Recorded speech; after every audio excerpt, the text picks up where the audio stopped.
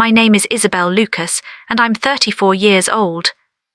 I remember the exact moment I realized I was planning my exit. I was standing in the kitchen holding a coffee mug that said "World's Best Wife," a gift from David, my husband of 8 years, and I was thinking about how to drain our savings account without him knowing. The coffee was cold. I don't know how long I'd been standing there, staring at the mug, turning it slowly in my hands like it was evidence at a crime scene. It was 6:47 a.m. David was still sleeping. And I felt nothing, not anger, not sadness, just a complete hollow emptiness where my love used to be. But that's not where it starts. I grew up in Portland in a house that was always too quiet. My mother left when I was 3, just packed a suitcase and disappeared into whatever life she thought she deserved. My father never remarried, never even dated as far as I knew. He went to work at the city planning office, came home, cooked dinner, helped me with homework, and on weekends we'd go to Powell's Books or the Oregon coast. We had a rhythm, we had stability. He taught me that love meant staying, even when it was hard, especially when it was hard. I became someone who believed in permanence, in commitment, in working through things. I met David at a non-profit where I was working as a program director. He was the fundraiser everyone talked about, charming, quick-witted, the kind of person who could make a room full of strangers laugh within 5 minutes. He noticed me during a staff meeting, started leaving coffee on my desk, asked me out 3 times before I said yes. When I finally agreed to dinner, he took me to this tiny Italian place in southeast Portland and told me about his childhood in Sacramento, his dreams of starting his own consulting firm, his belief that I was the kind of person who could change the world. I believed him, I believed in him, I believed in us. The first 5 years were actually good. We bought a house in Northeast, a small craftsman-style bungalow that needed work. David was building his consulting business, and I was still at the non-profit, but I loved the work we were doing together, painting the bedroom walls, installing new lighting, planning a garden. We'd lie in bed on Sunday mornings and talk about the future. Kids, maybe, a vacation to Italy. David's mom was sick during that time, and I was there through all of it, the hospitalizations, the slow decline, the funeral. He held my hand through it all and told me I was the only person who really understood him. Everyone who knew us thought we were perfect. By year 6, something shifted.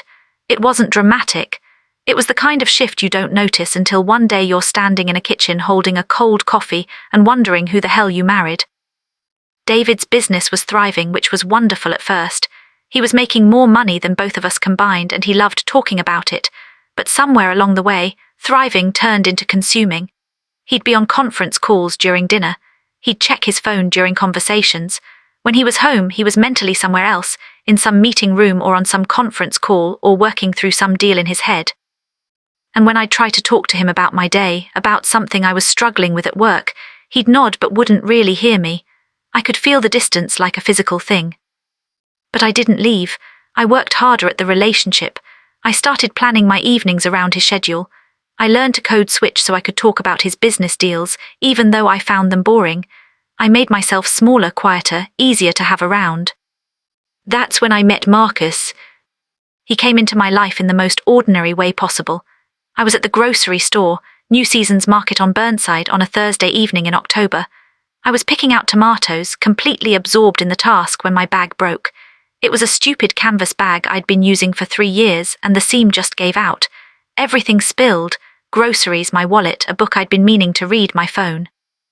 There was this moment of silence. You know that moment, everything just stops. And then this older man, maybe in his 70s, was there helping me pick things up. He was African American with grey locks and these kind eyes that crinkled at the corners when he smiled. He helped me load the groceries into a plastic bag the store provided, and then he pulled out his reusable bags. He had like 5 of them, and handed me 2. "Take these," he said. "I've got plenty." No, I couldn't. "You could and you should," he said. "A good bag is important. You need to be able to carry things." It sounds so small, pathetic almost to remember it, but the way he said it, like he wasn't just talking about groceries, like he was saying something deeper, I carried those bags home and used them for the next 5 years. By year 7, I was becoming someone I didn't recognize. I was the wife who arranged her entire life around David's schedule, who stopped seeing her friends because he needed her to attend his work events, who gained 20 pounds from the stress and then felt ashamed of how he looked at her when she was undressed, who learned to read his moods and adjust her behavior accordingly, who had stopped asking him to listen to her because it was easier to just be quiet. There was this one night, I remember it so clearly it's like watching a scene from a movie. We were at a gala for David's business. I'd bought this dress that I felt beautiful in, this deep red thing that made me feel like myself for the first time in months. I was talking to the wife of one of David's clients, and I was actually engaged, actually laughing, and I felt David's hand on my back. When I turned to him, expecting something nice, his jaw was tight. "That dress is too much," he said quietly just to me. "You're drawing attention." That's when the anger first sparked, a little flame of it hot and real, but I pushed it down. I apologized, I changed, because that's what you do, right? You compromise, you make it work. Except David wasn't compromising, he was taking. The dark secret took months to uncover, and I didn't even realize I was looking for it. It started with small things, missing credit card statements, conversations that stopped abruptly when I entered the room, a second phone that I found in his desk when I was looking for a power cord. I remember holding that phone, my heart just pounding. It was set up with a different Apple ID, different contacts. The texts were encrypted. I didn't confront him right away. I was scared of what I'd find, scared of what I'd have to do if I found something. So I was quiet, I did what I do. The second phone led me to a Gmail account. The Gmail account led me to a whole other life. David had been having an affair, not recently, for the past 3 years, with a woman named Melissa who worked at a tech startup. But that wasn't the dark secret, not really. The dark secret was that Melissa wasn't his first, and probably wouldn't be his last. The dark secret was that he'd been systematically moving money into accounts I didn't know about. The dark secret was that there was an entire second email address in his name on our mortgage, something he'd done without my knowledge. The dark secret was that he'd been planning to leave me all along. Or no, worse than that. The dark secret was that he'd been waiting for me to build something worth taking. And I realized as I was going through those emails that every major financial decision we'd made, every business idea I'd contributed to, every savings milestone we'd hit, he'd been documenting it, planning how to extract it when the time was right. He thought I was too afraid to leave him. He thought I'd stay no matter what. He thought I was the kind of woman who'd rather be cheated on than be alone. I didn't cry when I found the emails. I wish I could say I did. I wish I could say there was some big emotional release, some moment where I fell apart and then put myself back together with newfound strength. That's what happens in the movies. What actually happened was I went to work the next day and had to excuse myself from a meeting to throw up in the bathroom.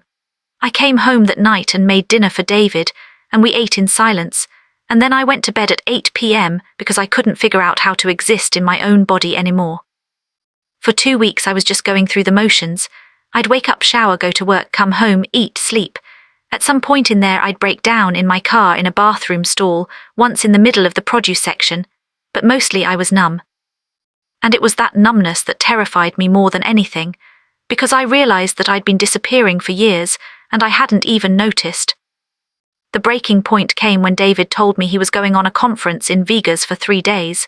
Just a casual mention over breakfast. He was leaving Saturday. I could feel the lie in it. I knew he was going to see her. And I just snapped. Not in an angry way, in a clear way, like a switch had been flipped. I went to see a lawyer that afternoon. The lawyer's name was Patricia Okonkwo, and she was probably in her 50s, with box braids and glasses on a chain and a no-nonsense way of speaking that I desperately needed. I told her everything, the secret accounts, the second phone, the emails, the affair. She listened without judgment, and then she said, "You're going to need documentation. Everything. Account numbers, emails, screenshots, and you're going to need to do it fast because if he finds out, he'll start covering his tracks." So I planned my exit. Not emotionally, I couldn't think about that, but logically, practically, like I was running a project at work. I created a folder on my work computer and started documenting everything. I took screenshots of his emails. I photographed the statements I could access. I contacted a forensic accountant that Patricia recommended. I didn't tell anyone, not my dad, not my best friend, no one, because I'd learned over 8 years that secrets can be weapons, and I needed to be the only one holding the blade. The night before David left for Vegas, I lay next to him in bed and felt absolutely nothing. He kissed the top of my head and said, "Love you, babe," and I said it back. and I felt like I was watching myself from outside my body. The next day after he left, I went to the bank and opened a separate account. I moved what I could legitimately access, my salary deposits, gifts my father had given me, money from my own accounts. I called Patricia and gave her everything I'd documented. I called my dad and told him I needed to come home for a few days. He asked if I was okay and I said no, but I will be. The hardest part wasn't the legal stuff. It wasn't even confronting David or hearing him minimize and gaslight and pretend he didn't know what I was talking about. It was the loneliness of it, the feeling that I'd failed at the one thing I was supposed to be good at, love. I stayed at my dad's place in Portland, in the room that was still painted the soft blue he'd chosen for me when I was 7. I'd sit in that room and feel like I'd time-traveled backward into a version of myself that still believed in things. My dad didn't ask many questions. He just made sure I ate. He'd bring up coffee in the morning. We'd sit together in the kitchen, not talking, just being present. And one evening, about a week in, he took my hand and said, "Your mother leaving, that wasn't about you. And this thing with David, it's not about you either. Sometimes people aren't equipped to love the way they should. That's their failure, not yours." I cried then, actually cried, and he held me and I felt something start to shift inside me. I was scheduled to go back to Portland in a few days, but the night before my dad took me to the grocery store. New Seasons Market on Burnside. I wasn't thinking about it, I was just pushing the cart trying to pick out vegetables when I felt this presence next to me. It was Marcus, the man from the grocery store. I didn't recognize him at first, but then he smiled and I did. "Marcus," I said like we were old friends, which I guess we were in a way. He looked at me closer and said, "You okay? You look sad." And something about his directness, about the fact that he didn't know me and wasn't trying to fix me or advise me or anything, I just told him, right there in the produce section. I told him I was going through a divorce and I felt like I'd wasted 8 years of my life. He listened, he really listened, and then he said, 8 years isn't wasted if you learn something, and you look to me like someone who learned something. We talked for maybe 15 minutes. He told me about his late wife, how they'd been together for 43 years, how her leaving this world had been the hardest thing, but also how it had changed him. How he'd learned to give his reusable bags away because he never knew who needed them, what weight someone was carrying. How kindness was the only currency that actually mattered. Before he left, he took my hand and said, "You get yourself a good bag, something strong, something that can hold everything you need to carry, and then you walk forward." The divorce took 18 months. It was brutal in the way that divorces are, expensive, slow, filled with lawyers and depositions, and my having to sit across from David while he lied about our finances. But Patricia was excellent, and the forensic accountant found everything. He'd hidden money in business accounts, in his consulting firm's holdings, in cryptocurrency.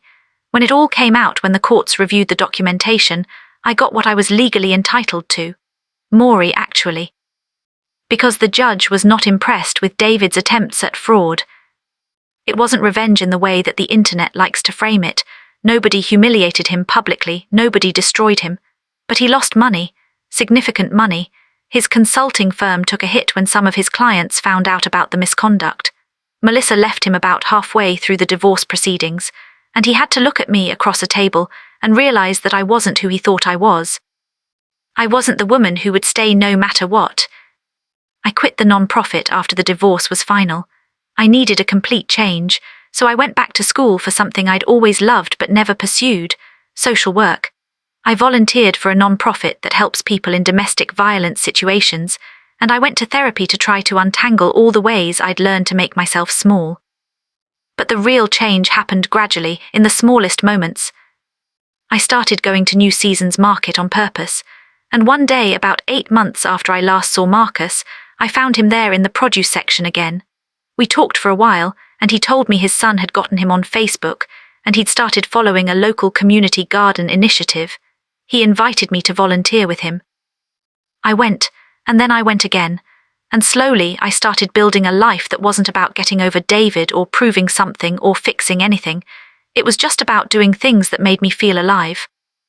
My dad passed away 3 years after my divorce. Cancer.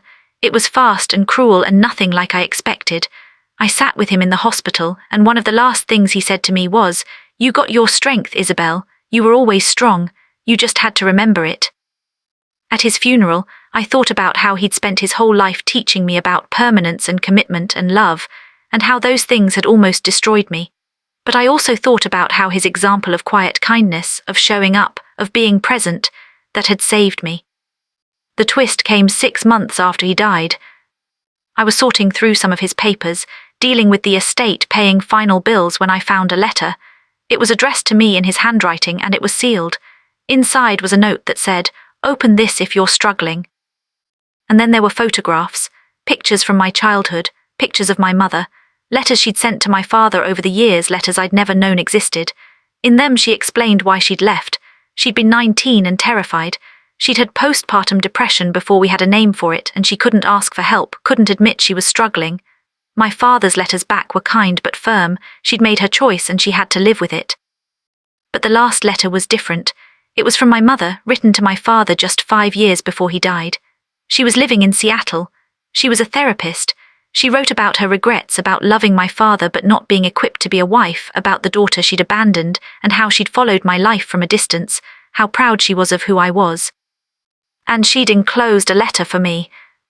My mother, Dorothy Chen Lucas, wrote that she didn't deserve my forgiveness, but she wanted me to know her story. She wanted me to know that sometimes love isn't enough, and sometimes you have to choose yourself, and sometimes that's the most loving thing you can do. She wanted me to know that she'd never stopped thinking about me. She included her contact information. I called her. It took me 2 weeks to work up the courage, but I did.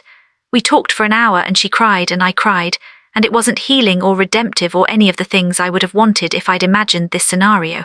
But it was honest, and honest felt more valuable than redemption. We've been slowly building a relationship. It's careful and complicated, and I don't know if it will last, but we're trying. She's helped me understand some things about myself, about why I chose David, about the patterns I was repeating, about my desperate need to be the person who stays, who loves, who fixes.